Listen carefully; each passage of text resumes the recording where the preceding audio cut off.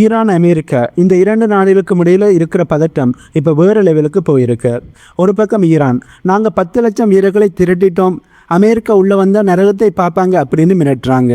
ஆனால் இன்னும் ஒரு பக்கம் அமெரிக்க பிரசிடென்ட் ட்ரம்ப் அவர்கள் என்ன சொல்லியிருக்காருன்னா, ஈரான் ஏற்கனவே தோற்று போயிடுச்சு, அவங்க இப்போ எங்ககிட்ட டீல் பேச கெஞ்சி கொண்டு இருக்காங்க அப்படின்னு சொல்லியிருக்கார். ட்ரம்ப் அவர்கள் சொன்னாலே அது அனைத்துமே பொய்யா இருக்கும் என்பதுதான் உண்மை. ஏனென்றால் அவர் முன்னுக்கு பின் முரடாக பேசுகின்ற ஒரு நபர். அவரே இப்போ ஈரான் தோத்துடுச்சுன்னு சொல்கிறார். பட் எங்களுக்கு என்ன கேள்வி எழும்புது, சரி ஈரான் தோத்துடுச்சுன்றா என்னத்துக்கு ஈரான் மீது தாக்குதலை நடத்துறீங்க? எப்படி ஈரானால் தாக்குதலை நடத்த முடியுது?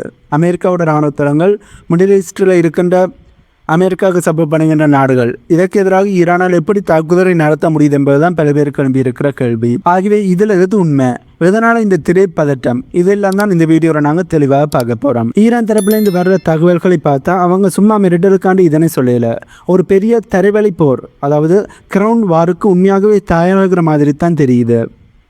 ஈரான் வரும் தன்னோட ரெகுலர் ஆர்மியை மட்டும் நம்பி இல்லை, அவங்கக்கிட்ட 3 முக்கியமான பிரிவுகள் இருக்குது. முதலாவது IRGC, அதாவது இஸ்லாமிக் ரெவல்யூஷனரி கார்ட் கோப்ஸ், இது ஈரானோட மிக முக்கியமான மற்றும் பலமான படைப்பிரிவு. இரண்டாவது பாசியை, இது ஒரு தன்னார்வலர் படை, சாதாரண மக்களே இதில் பயிற்சி எடுத்துக்கிட்டு இருப்பாங்க.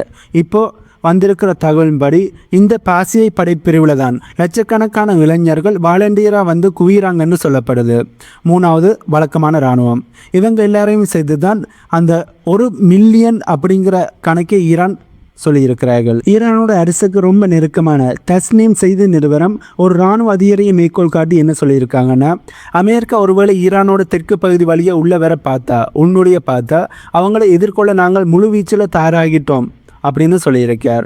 அவங்க என்ன சொல்கிறாங்கன்னா, இதுவரும் பாதுகாப்பு இல்லை, அமெரிக்கா வீரர்களுக்கு ஒரு வரலாற்று நரகத்தை காட்ட போகிறோம்னு ரொம்ப ஆக்ரோஷமாக சொல்லியிருக்காங்க.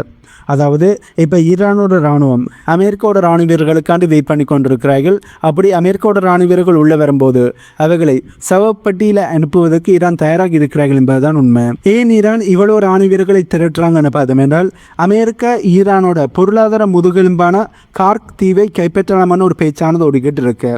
இந்த தீவு பாரசீக வளைகுடாவோட வடக்கில் இருக்கு.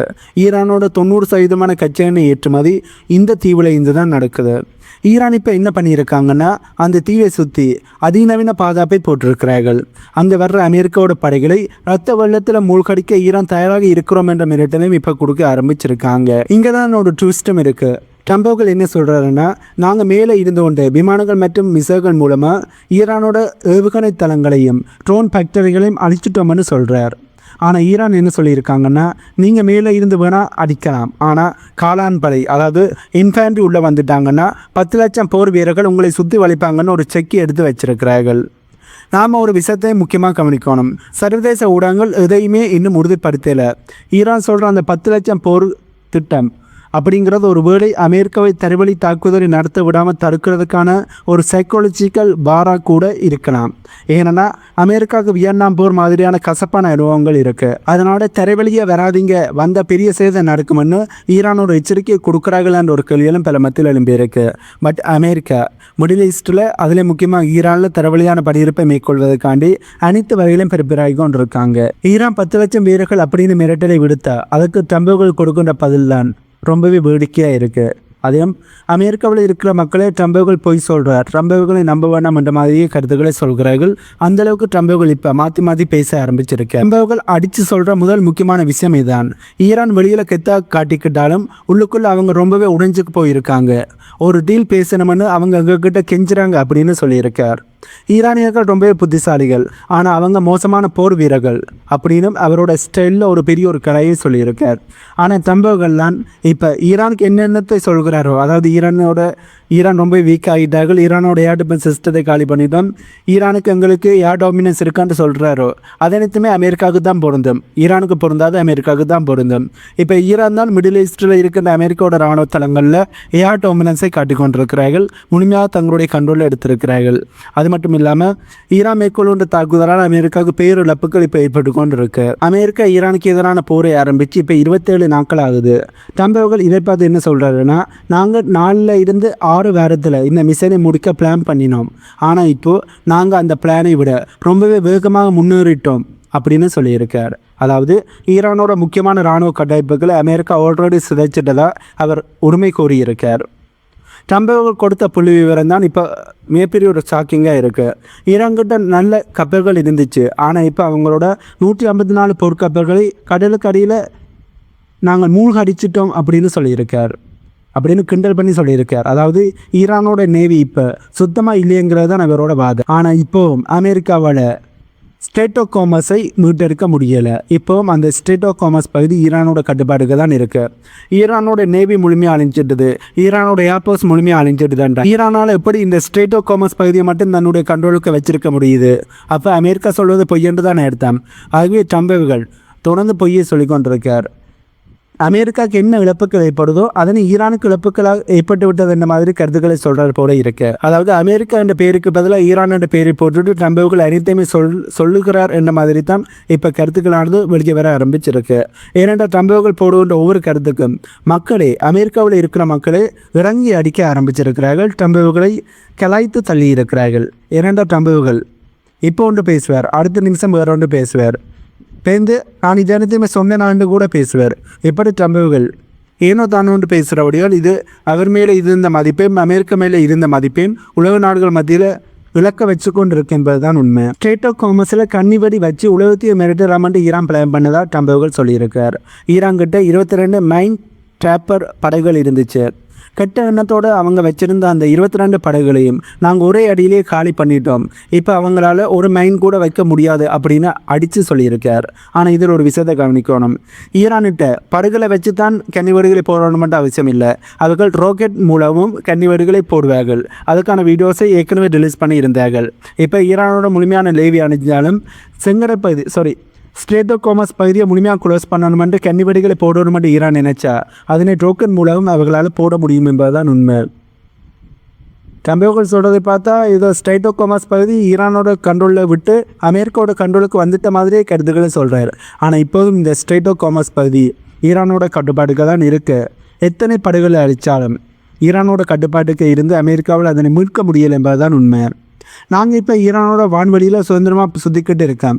அவங்களோட நியூக்ளியர் ஆயுதங்கள், மிசைல்கள் தயாரிக்கின்ற தொழிற்சாலைகள், ட்ரோன் ஃபேக்டரிகள், இப்படி எதை வேணாலும் எப்போ வேணாலும் எங்களால் அழிக்க முடியும், அதனை இப்போ நாங்கள் செஞ்சு காட்டிக்கொண்டு இருக்கோம் அப்படின்னு ரொம்ப போல்ட்டாக ஒரு ஸ்டேட்மெண்ட்டை ட்ரம்ப் அவர்கள் கொடுத்துருக்கார். இவர் சொல்கிறது உண்மையான பார்த்தால் இது சுத்த பொய். ஏனென்றால் ஈரானில் அமெரிக்காவுக்கு ஏர் டாமினன்ஸ் இருக்கா, ஏன் சுபமசி இருக்கான்னு பார்த்தா இல்லை. ஏனென்றால் அமெரிக்காவோட F-18 ஃபைட்டர் ஜெட்டை ஈரான் சுட்டு வீழ்த்தி இருக்கிறார்கள். அமெரிக்காவோட MQ-9 ரீப்பர் ட்ரோன்கள் நிறைய ஈரானால் சுட்டு வீழ்த்தப்பட்டிருக்கு. அது மட்டும் இல்லாமல் அமெரிக்காவோட அட்வான்ஸான F-35 ஃபைட்டர் ஜெட்டை ஈரான் தாக்கி இருக்கிறார்கள். இப்படி இந்த தாக்குதல் அனைத்துமே ஈரானால் தான் செய்யப்பட்டிருக்கு. இதன் மூலம் ஈரானோட வான்பரப்பில் அமெரிக்காவுக்கு ஏர் டாமினன்ஸ் ஆனது கிடைக்கல என்பதுதான் உண்மை. அதே மீறி அமெரிக்காவோட பைடியட் உள்ள நுழைந்தால் அதனை சுட்டு ஒழுத்துவதற்கான நடவடிக்கையில் ஈரான் கச்சிதமாக ஈடுபட்டு அமெரிக்காவுக்கு நிறைய பைடியட்டினுடைய இழப்புகளை ஏற்படுத்தி கொண்டிருக்கிறார்கள். ஆகவே இப்போ முழுமையான ஏர் டாமினன்ஸ் ஆனது ஈரானுக்கு அமெரிக்காவுக்கு கிடைக்கல. பட் இஸ்ரேலுக்கே ஈரானுக்கு முழுமையான ஏர் டாமினன்ஸ் கிடைச்சிருக்கு. ஏன்னா ஈரான் லான்ச் பண்ணுகின்ற மிசைல்கள், முக்கியமாக கிளஸ்டர் மிசைல்கள் இஸ்ரேலுக்கு வெற்றிகரமான தாக்குதலை செய்து அதனை இஸ்ரேலால் தடுத்து நிறுத்த முடியலை. ஆகவே இஸ்ரேலுக்கு ஈரானுக்கு ஏர் டாமினன்ஸ் கிடைச்சிருக்கு. அதே மாதிரி தான் கல்ப் நாடுகளில் இருக்கின்ற அமெரிக்காவோட இராணுவ தளங்கள்லேயும் தாக்குதலை நடத்துவதற்கான ஏர் டாமினன்ஸ் அங்கேயும் ஈரானுக்கு கிடைச்சிருக்கு என்பதுதான் உண்மை. ட்ரம்ப் அவர்கள் வெறும் வாய் வழியாக அமெரிக்காவுக்கு தான் ஏர் டாமினன்ஸ் இருக்குன்னு சொல்கிறார். ஆனால் ஈரான் வாய் வழியாக சொல்லலை, அதனை செயலில் காட்டிக்கொண்டிருக்கிறார்கள். ஈரானுக்கு தான் இப்போ ஏர் டாமினன்ஸ் இந்த போரில் இருக்குது என்பதை செயலில் காட்டிக்கொண்டிருக்காங்க. ட்ரம்ப் அவர்கள் இப்போ இன்னும் ஒரு ஸ்ட்ராங்கான விஷயத்தையும் சொல்லியிருக்கார். இந்த படுகளை அழிக்க அமெரிக்கா ஒரு ஸ்பெஷல் ஆயுதத்தை பயன்படுத்தி இருக்கான். போதைப்பொருள் கடத்தல் படைகளை அழிக்க நாங்கள் என்ன ஆயுதத்தை பயன்படுத்தினோமோ அதே ஆயுதத்தை வச்சுதான் இப்போ ஈரானோட படைகளையும் அழிச்சிருக்கோம், எங்ககிட்ட அது அன்லிமிட்டடாக இருக்குது அப்படின்னு ஒரு சீக்கிரட்டையும் சொல்லியிருக்கார். ஆனால் இது எந்த அளவுக்கு உண்மையானு தெரியல.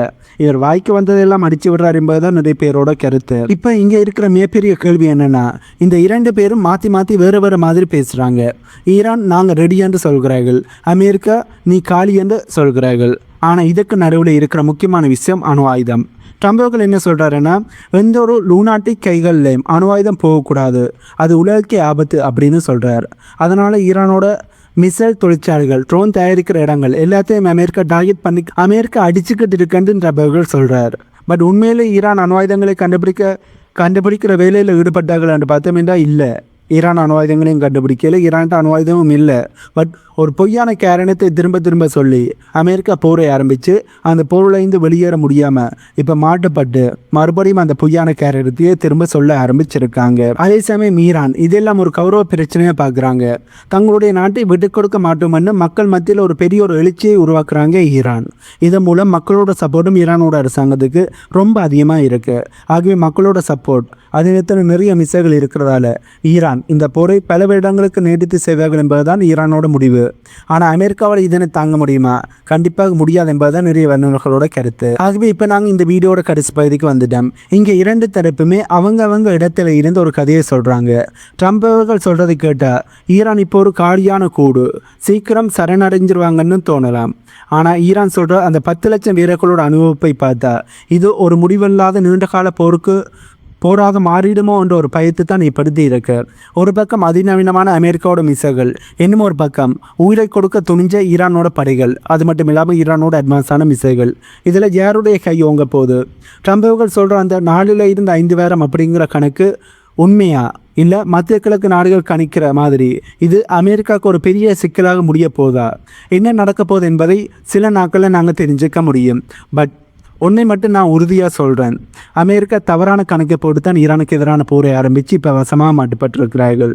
ட்ரம்ப் அவர்கள் முன்னுக்கு முரணாக வார்த்தைகளை விடுறதும் ஸ்டேட்மெண்ட்டை கொடுப்பதும் அமெரிக்கா வசமாக மாட்டுப்பட்டு மிகப்பெரிய ஒரு அழுத்தத்தில் இருக்காங்க என்பதை உறுதிப்படுத்தி கொண்டிருக்கு. ஆகவே அமெரிக்கா இப்போ இந்த போர்லேருந்து பின்வாங்க முடியலை. ட்ரம்ப் அவர்கள் சொல்கிற மாதிரி நாங்களே இருந்த 5 வாரமாம் 6 வாரமாம் பார்க்கலாம். இப்போவே 4 வாரங்கள் முடிஞ்சது, என்னமோ 2 வாரங்கள். இந்த வாரங்கள் முடிஞ்ச பிறகு இந்த போரானது தொடர்ந்து நடந்தால் அமெரிக்கா வசமாக மாட்டுப்பட்டு அமெரிக்கா தான் மிகப்பெரிய ஒரு தோல்வி அடைகிறார்கள் என்பதை நாங்கள் ஒப்பீசலாக உறுதிப்படுத்த முடியும். ஆகவே இந்த வீடியோவில் நான் சொன்ன தகவல்கள் உங்களுக்கு புதிதாக இருந்திருக்குமென்னு நம்புகிறேன். இந்த தகவல்கள் உங்களுக்கு புதிதாக இருந்தால் இந்த வீடியோக்கு லைக் பண்ணி நம்ம சேனலை சப்ஸ்கிரைப் பண்ணி பக்கத்துக்கு பெல் ஐக்கானை கிளிக் பண்ணி வைங்க. அப்போ தான் நான் போடக்கூடிய வீடியோஸை நீங்கள் உடனுக்குடன் பார்க்க முடியும். இன்னும் ஒரு புதிதான தகவல்கள் உள்ளடங்கிய புதிய வீடியோவில் உங்களை மீட் பண்ணுறேன்.